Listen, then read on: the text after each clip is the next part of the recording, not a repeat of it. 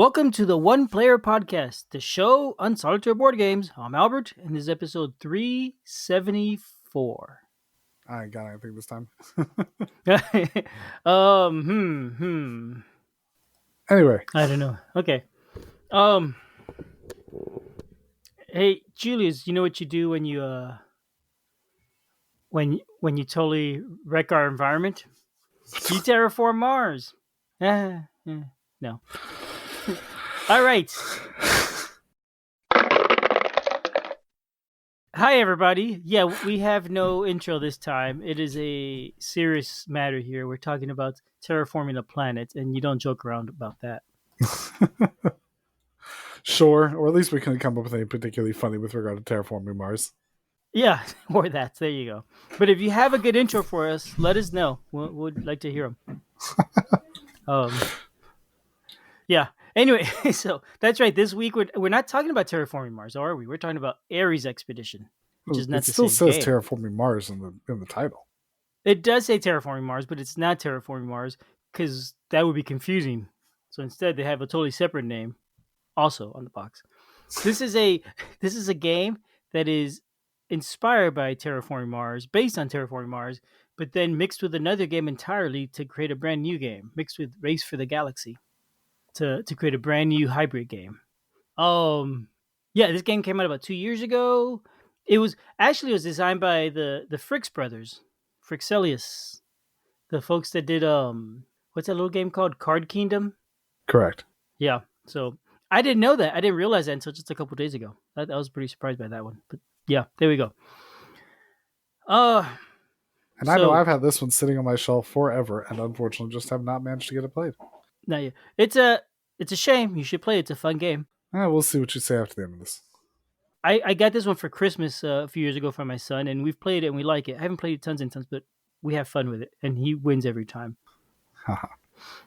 Which is part of why he likes it so much, I guess. Maybe. I mean, no, he wins every game. Doesn't matter. So yeah, let's just jump into it then, I guess, Julius. I will tell you about this game, and you decide if you want to keep it or get rid of it. Then, the goal of this game is you're trying to make Mars habitable, basically by raising the oceans, by raising temperatures to be warm enough, and by raising the oxygen levels so that life could live on the planet, basically. Sounds just like standard Terraforming Mars. Sounds, yes, it probably is just like standard Terraforming. So I've played Terraforming Mars once, and that was around when it came out, I think, in the first year or so after it came out.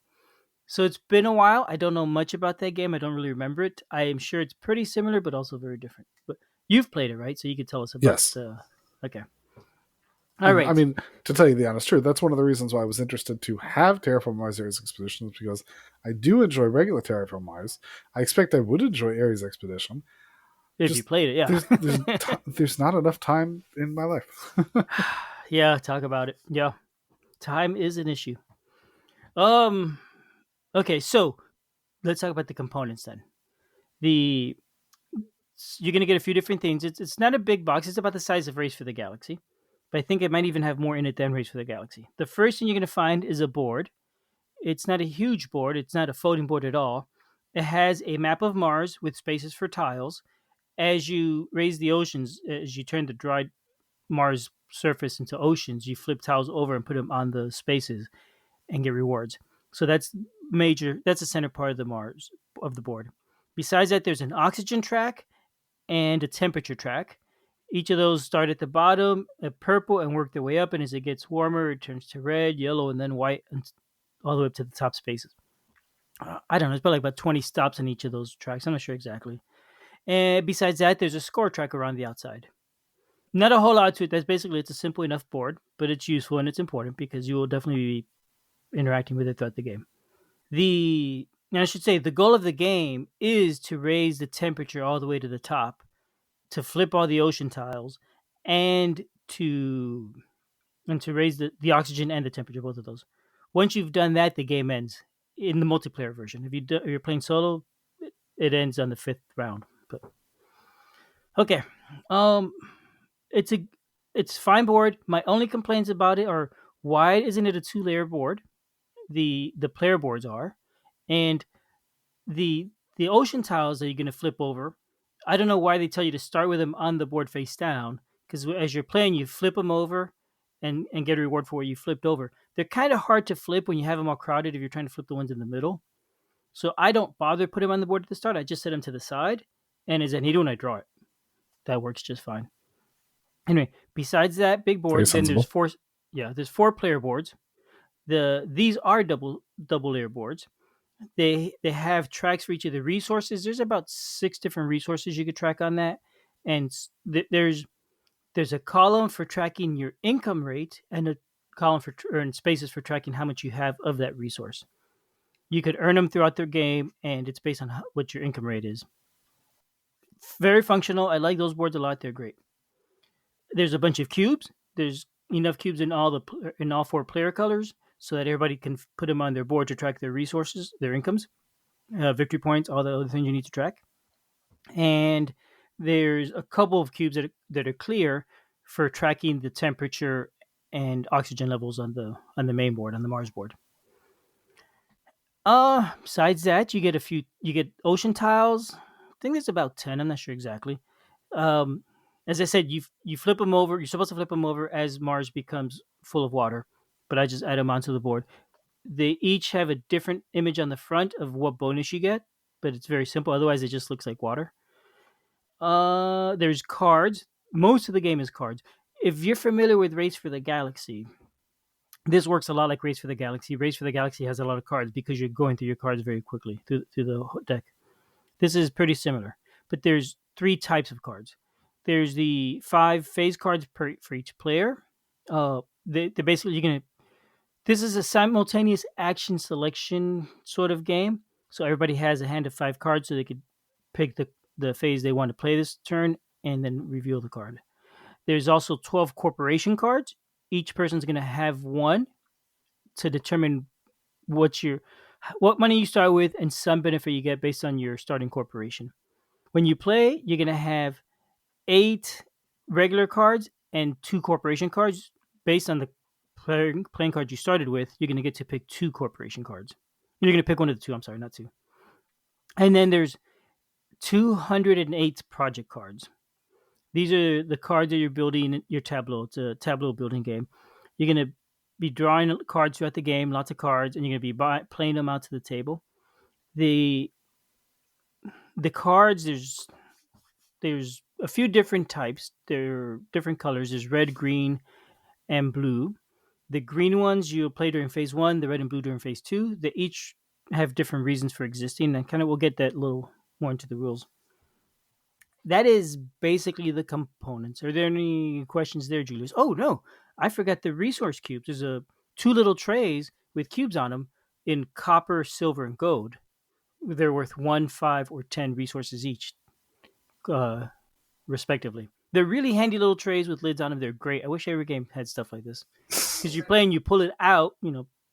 If I'm playing a 2-player game, one to my son, one for myself, we each have our own tray. If I'm playing solo, I just use one tray. It's great. So I will say, with regard to the components in the game, it is very terraforming Mars, and that the components are really abstracted. And I would possibly even hesitate that I would say not beautiful. Like, this is not a game similar to Terraforming Mars. This is not a game that has a lot of table draw. It doesn't look pretty, especially with just cubes representing everything all around the board and all sorts of different cubes. It's a cube pusher. It's very cube. The cards, though, I think that the graphic design of the cards is vastly improved between this game as with Terraforming Mars. One of my issues with Terraforming Mars on the cards was that the art style differed between the cards to such a degree that I felt that it Oh. caused a almost it almost caused an issue how diverse it was.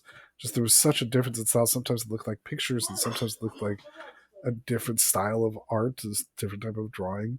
Some of them were just not very good. From looking through the cards, I feel like they've resolved a fair number of that the cards are much more consistent in style. I think that the graphic Mm-hmm. design, Yep. having the art be more full across the card while not sacrificing clarity for what the card does, is much more advantageous. So I think that the card design is much nicer. With regard to all the other components, it's still the cube pusher of a game. It's nothing amazing. I I don't know that I agree entirely. I like the way the boards look. I think if I walking past the table and I saw the boards with the resources on them, I thought that would look interesting and grab my attention. I agree about the art looking nice. I don't remember the terraforming art. It sounds like the original art made the game feel like it wasn't finished. Honestly, when you get art that's so different, it feels like some of that might just be placeholders or something. Like, oh, this is what we're going to use it for now. It's just a demo copy. We'll replace it later. So it sounds like that. But yeah, this one, it's all really consistent looking. I think definitely. And all I don't know about Terraforming Mars, but in this game, all the art is different in every card on each of the 208 cards. Um. So yeah, those are the components. It's a very small box. It's a little too small. Oh, one thing I don't like about the box, the way the cards are stored. Every time I pull out those player cards, it brings dividers. The dividers fall in, and it's a hassle to pick them up because they lay flat in the box. I wish the box had something to keep the cards from just sliding. Maybe I need to put I don't know some like a what do you know those rubber mats that you buy at the store to put like in your shelves, like in your kitchen shelves, like something like that would be great to keep the cards and dividers from slipping all the time. They That's what I exist. should do. Yeah, they do. I just hadn't gotten around to doing that yet. But that's my one complaint about that box. Anyway, rules. The so this game has one rule book and a quick start guide. The rule book is it's well laid out, it's clear. I did not have any trouble with it. There's a couple of things that were questions, but they were answered right away. I found it easy to follow and understand. I don't remember Race for the Galaxy being quite as straightforward, honestly. I kind of remember being a little confused when I read those rules, but I didn't have that with this one. One thing I like really, that bonus quick start guide is actually pretty nice. If you pull it out, it tells you at the very beginning the similarities and the differences with the actual original Terraforming Mars. So, like, if you're familiar with that game, you could just read that right now and say, okay, so this is how it's different. And then the rest of it is a summary of the rules. You could almost just play from that. You don't even need the rule book really necessarily. Not if you're familiar with the other games. So I like that. I think that's really handy. That's I definitely convenient. appreciate it. Yeah, yeah, definitely is. So yeah, thumbs up for the rules. So you do you know anything about the gameplay in this one, Julius? Yes, I do. Okay, so if listeners, if you're familiar with not familiar with Race for the Galaxy, this uses a similar mechanic to Race for the Galaxy. I'd say mechanically it's more similar to that than Terraforming Mars. I am not 100% sure though. Um, it the game is played in there's 5 phases, and I mentioned it's simultaneous turn selection. So if you're playing multiplayer, if Julius and I are playing, we're each going to look at our hand of 5 action cards or phase cards, and we're each going to pick one secretly. Oh, I really want to do phase 1 this turn, so I'm going to get that card and play it face down. Julius is thinking, I really want to play phase 3, so I'm going to play that card face down. We reveal them together. I picked phase 1, he picks phase 3. We both do both phases, which is fantastic. Everybody gets to do something each phase. The difference is that because I chose phase 1, I get a bonus on phase 1. Because Julius chose phase 3, he gets a bonus for phase 3. So choose the one you really want to do, and it's going to be even better for you. But you'll still get to do other stuff. If Julius and I have both chosen the same phase, then we both just do the same thing once, and that's it. Move on. Not as exciting, but that's part of the fun of the game. That happens. The 5 phases, it's worth mentioning those. Phase If I pick phase 1, that's play a green card. Everybody gets to play one green card from their hand. If you chose phase 1, the bonus is that it's going to be 3 card. It's going to cost 3 less to play that green card. Every card that you play has a cost between 1 and 36 Mars credits or something. Um, you could pay that with resources, or you could pay that by discarding cards from your hand. Every card you discard is going to give you 3 resources. That's a little bit different from Race for the Galaxy, where you pay everything in cards. Here you're primarily paying in resources, but you could also pay with cards from your hand. Phase 2 is similar. You get to play a red or a blue card from your hand. If you chose a phase, you get to play 2 cards, either both red, both blue, one of each, or instead of playing a second card, you could draw a card from the deck. The differences between the cards, the red and the green and blue and all that, the green ones generally give you resources in the game. They're an income source that'll come up in phase 4.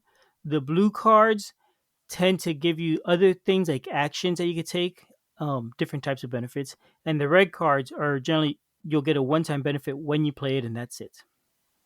So, okay, phase 3, take actions. This is an important phase. but it doesn't happen until the later half of the game. Generally speaking, many of the cards you play will well, some of the cards, not many actually. Some of them will they could give you an action, and those are generally blue cards. If you have a blue card that can you can do an action during phase three, you would do that action.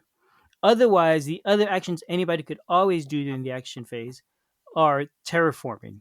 You could spend 8 heat points to raise a temperature Mars. You could spend plants that you've earned. These are different resources to raise the oxygen level. You could spend money to flip an ocean, or you could spend money to do the other two things also. Whenever you do that, you're progressing the game, and you're also getting some victory points. And if you played the action card for phase three, you're also going to get to do that action one of the card actions a second time. The the standard actions you could do as many times as you could afford. As a matter of fact, if you have heat and plants that you can use to raise the temperature or oxygen, you have to always do that. You can't choose not to do that. Phase four, production. Everybody, that's where you get income. You could gain more money. You could gain more heat, plants, even cards potentially. And if you took the production action, you're going to get an extra 4 credits. And finally, phase five, research. Everybody gets to draw cards. Everybody gets, if you took the action, you get to draw 5 cards and keep 2. If you didn't take the actions, you're going to draw 2 and keep one of those 2. That is basically all the actions. You're going to keep playing, doing these actions over and over and over until until Mars is completely terraformed. You finish that round and add up all the points. Whoever has the most points is the best terraformer and wins the game. That's basically the game. There's there's more to it. Like the cards have types, symbols. I believe this comes from Terraforming Mars. It's definitely not a race for the galaxy thing. Every card has up to two or three different symbols on the left side, and I forget what they are. They could be like star. They could be a planet symbol, plant symbol, nuclear energy symbol. The symbols don't do anything by themselves, but there are cards that will say if you have this symbol for each of these symbols you have, you may get an extra heat or extra plants, or it may lower the cost of playing cards that have this same symbol or whatever. But it's all driven by the text on the other cards. In and of themselves, they never do anything. However, they are important. That is the game in summary, Julius. As per usual, I did leave out some details, but I don't think they're critical for understanding the gameplay. Any thoughts? I mean, not really. Okay, it's This has one of the type of game mechanics that I enjoy. The idea of choose and follow, where the actions that are going to be taken are based on what other players are going to be accessing. So if another player chooses development, then you can do development even if you didn't pick that one. And similarly, your choice to choose to develop means that other players can do development. That makes things a bit more dynamic. That means that you both have an opportunity to focus on the strategy that you want, and you still get challenged to think outside the box of the strategy based on other players. Otherwise, you're giving up free actions, free resources. So there's a nice balance between both keeping a solid focus as well as not being so focused that you are just playing the one thing that you get to broaden out and get to diversify across your game rather than just doing a single thing all game, which can just lead to the game being boring. So yep. those are mechanics that I typically do enjoy. So I see no reason not to enjoy it on this one. Yeah, yeah. I like that everybody gets to do something because it makes the game feel more interactive. You don't sit around waiting for your turn. Everybody's always taking their turn, which is great. It feels like it's going faster and it feels fun. It's also interesting because you may when you're thinking about actions to choose, you could say, "Oh, I really want to draw a card, but this guy seems to have a lot of bonuses for drawing cards, so he's probably going to take that action. I'm not going to bother. I'll let him do it." And there's that sort of metagaming going on when you're trying to decide what to do and which is the right choice. Yeah, it's a fun mechanic. I definitely like it. This has another mechanic you like. I think. Well, not exactly. The sort of multi-use cards. It's either used for its to play it or you're using it as a resource to pay for stuff. It doesn't happen as much as in Race for the Galaxy, but you are able to pay for cards with cards in your hand, and if you're drawing a lot of cards, then that's definitely a good choice. I like that. My son does not like that at all. We were talking about it, and he says, "Oh, I don't like Race for the Galaxy because of that mechanic. I really dislike that. I much preferred this one because I don't have to spend my cards." So I thought that was interesting. Can the the similarities with Terraforming Mars in this game? Does Terraforming Mars also have those symbols on the card that are on the left Yes. edge? Okay, Yes. Well, I no, it doesn't assumed have that was symbols on the from it, card on the left edge. It has but symbols on the card that operate similarly, but the card design with it being on the left edge, again, that is like the thing I was mentioning, makes the yep. cards look so much nicer in this Okay. version than the Terraforming Mars plane. Okay. Yep. So That's what I thought it nailed it. had it. I didn't know where it was. The another thought is the what was it? I just lost it. The comparing it to Race for the Galaxy. I always found Race for Galaxy the different phases a little more confusing. I find them less confusing in this one. That one had like a phase 5A and 5B, and depending on which card you played, it changed how phase 5 worked for you. This doesn't have any of that because I always thought that was confusing and messy. And really, I struggled with it. So yeah, I like this. It definitely feels more streamlined than both games, or not. I can't say both games. The Race for the Galaxy in some of that respect, it's cleaned up a lot of stuff, and it sounds like it's also cleaned up stuff for Terraforming Mars. Yes. So that's pretty cool. And in my opinion, yes, but again, this is just hypothetical and theoretical. But yes, Right, right. Terraforming Mars left my collection, and Terraforming Mars Ares expansion entered, and I would love to get it played. I feel God. like sometimes I'm a broken record. Well, I mean, it's a yeah, fair point. So okay, so solo play. People are probably curious about how that works in this game. It's pretty simple. You're gonna play 5 rounds. Each round is 5 turns against a solo AI. The AI is about as simple as they come. You're gonna put a marker on turn one on the score on the victory point track on 1 point, not turn one, and you're gonna play five phases or five turns. Once those 5 turns are done, you can advance that marker, and you're now playing the second round. Again, you take 5 turns, advance it. You're gonna do that 5 times, ultimately taking 25 turns total. Once that is done, the game ends. If you have completely terraformed Mars, raise the temperature as high as it goes, raise the oxygen as high as it goes, and flipped all that dry surface to beautiful oceans, then you have won the game. Add up your points to see how well you won. That is much like the idea of terraforming Mars. That's a very theoretical concept because I cannot win the game. I don't know. I don't know that it's actually possible. I actually the last time I played, I did win, but I think I actually accidentally took an extra round, an extra 5 turns, and I just barely won. So it's yeah, it's and really with Have that, Have you tried lowering the difficulty level? that's the easy difficulty. Oh, okay. So I'm getting better at it as I've been playing. I'm learning more about how to do things and what kind of stuff I need to get done early and what I need to do later and what to watch out for and all that. So I am slowly getting better at it, but I'm still not at a level where I'm winning at all. Not really.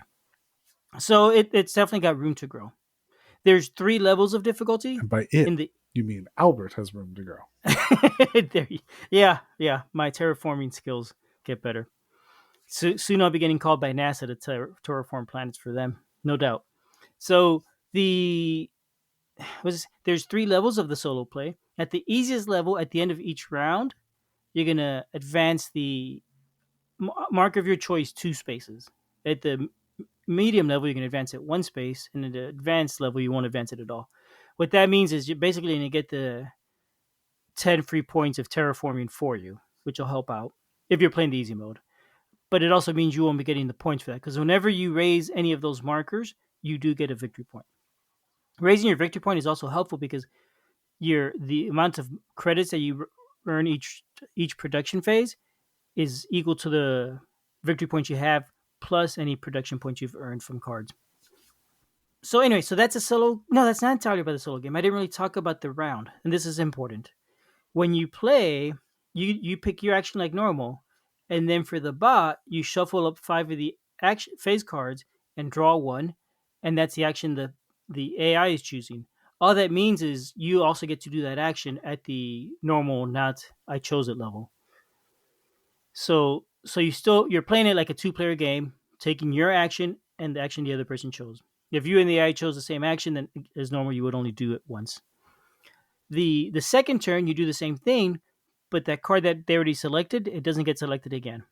So now it's only you're drawing from 4 cards, and so basically, and so on. So when you play the whole round, the AI is going to choose all 5 actions once each. That's all the AI does. So it's super simple to manage it. I don't shuffle the cards and draw one. I just roll a d6 and figure out a number from 1 through 5 or 1 through 4, 1 through 3 that way, and so on. And I don't even use the cards when I'm playing solo. It brings 5 tiles for the phases that in the multiplayer game you would use them to mark the current phase, so everybody could see it on the table. I just use that tile, It's just those 5 tiles. It's easy. yeah. That and a die to mark where the AI chose. Um, so yeah, super easy to play solo. Definitely very simple, very fast turns.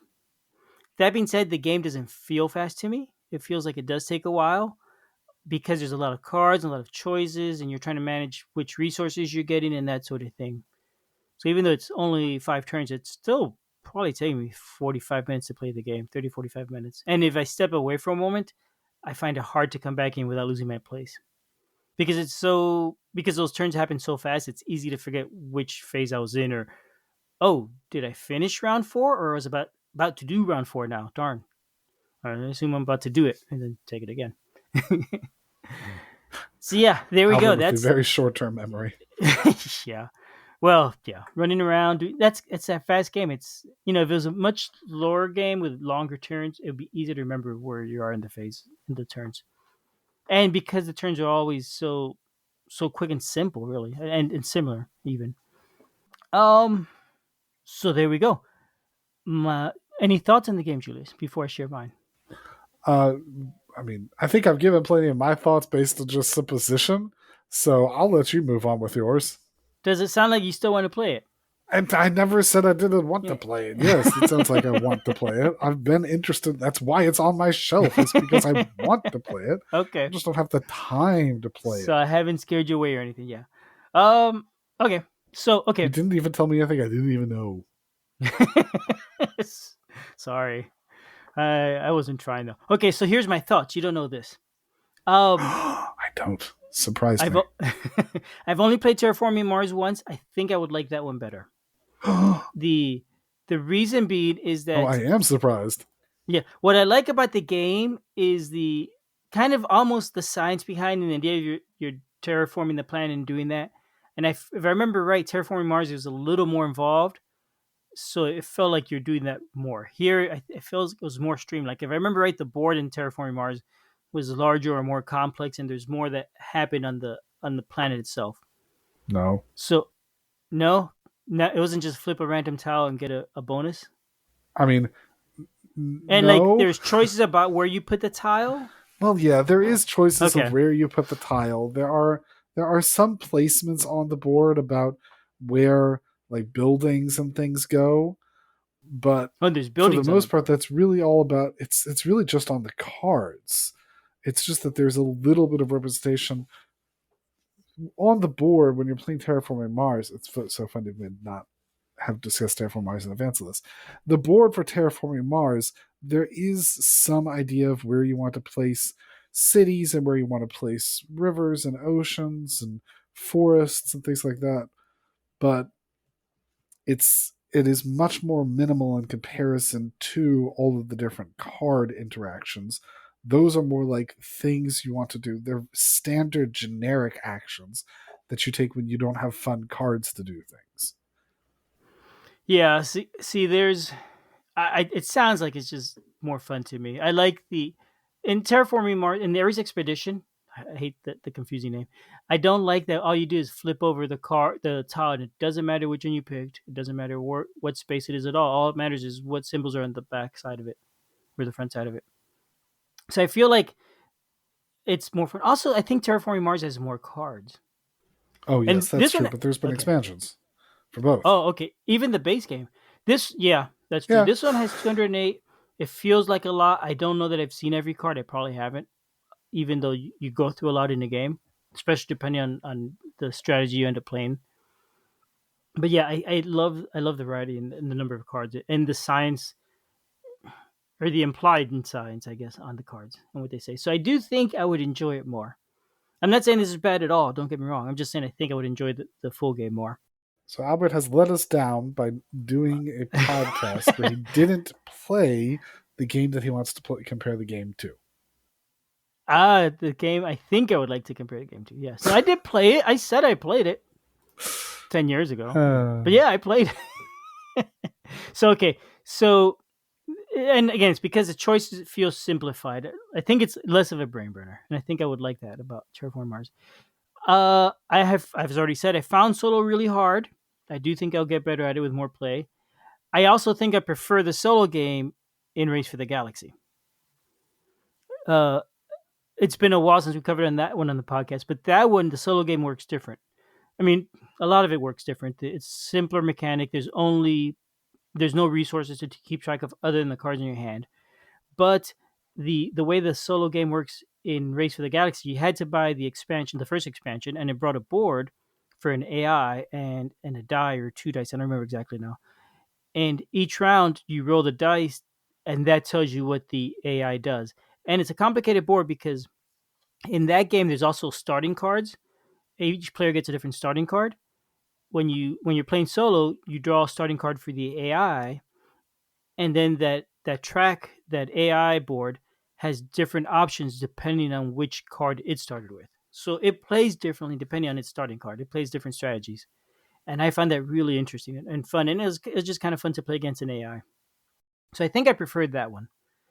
It's been a couple years since I played Race for the Galaxy. I have it here. I should try it again before I talk about this game. But that didn't happen. So anyway, yeah, I kind of feel like both of those games have something that I like more about them. But again, this is a good combination of the two. So I'm happy with any of the three, really. They're all fun games. I'm glad Albert's easy to please.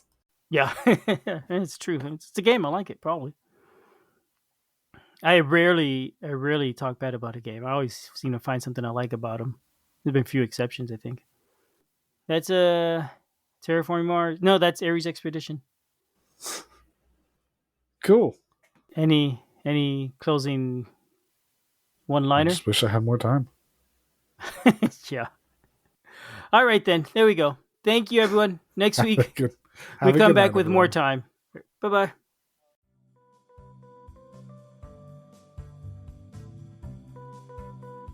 Thanks for listening. We love feedback, so we love hearing from you. You can reach me at julius@oneplayerpodcast.com or JLBird on BGG, and Albert can be reached at albert@oneplayerpodcast.com or Fractalune on BGG. Our website is oneplayerpodcast.com with the number 1, and we're also on Twitter at oneplayerpodcast. The intro music is copyright Angus, can be found at jamendo.com. The transition music is copyright by Dan Elduce Pancaldi, whose page is at donpancaldi.com. The One Player Podcast is protected under a Creative Commons share-alike license. Thanks for listening.